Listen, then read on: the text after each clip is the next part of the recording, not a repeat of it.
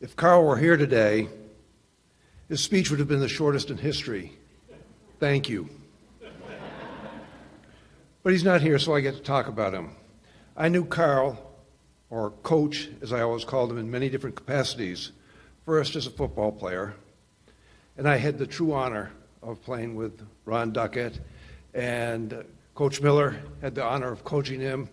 Barry and Goose had the honor of playing with him for 3 years. I only got one, and he was an exceptional human and an exceptional player. It was a real privilege.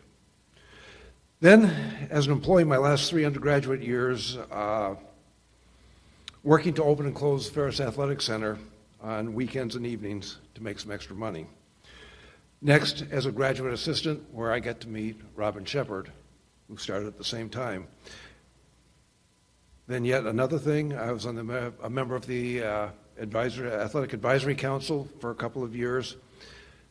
But finally, in my longest and still ongoing relationship with Coach, tomorrow I will celebrate 45 years of marriage to my amazing wife, his amazing daughter, Dale.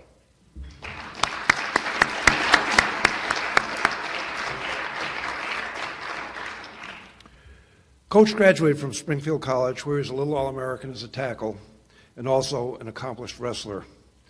After serving as the commander of a destroyer escort in the Pacific in World War II, he went to work for the East Hartford High School Athletic Department, where he later moved to Trinity as assistant football coach and field and track coach. A few years later, he became director of athletics. While this is a distinguished resume to this point, it in no way hinted at the myriad of accomplishments to come. He oversaw the conception, design, and construction of the Ferris Athletic Center, which serves us well to this day. He served as U.S. Goodwill Ambassador to Ethiopia. He served as president of the ECAC. As said in the prologue, he was one of the driving forces to the creation of NESCAC. He was instrumental in creating women's sports at Trinity, providing the opportunity for Robin Shepard and those who followed her to flourish. Coach was a consummate educator.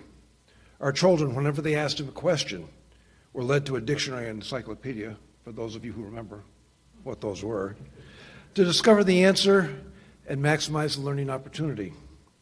While his titles were professor and athletic director, what he taught was character, handling adversity, self-discipline. While he dedicated most of his working life to Trinity, Coach was a man of many interests and talents.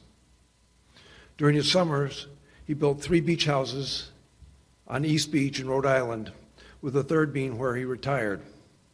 When I say built, I mean he did virtually everything except pour the foundation. He was an accomplished craftsman who built furniture as he needed it. He maintained a significant garden and enjoyed his ongoing battle with the animals and birds who had the temerity to think they could mess with his plot.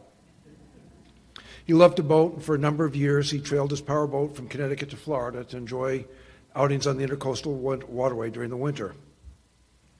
If you had the temerity to challenge him to a game of cribbage, he would remind you that you were playing the diocesan champion.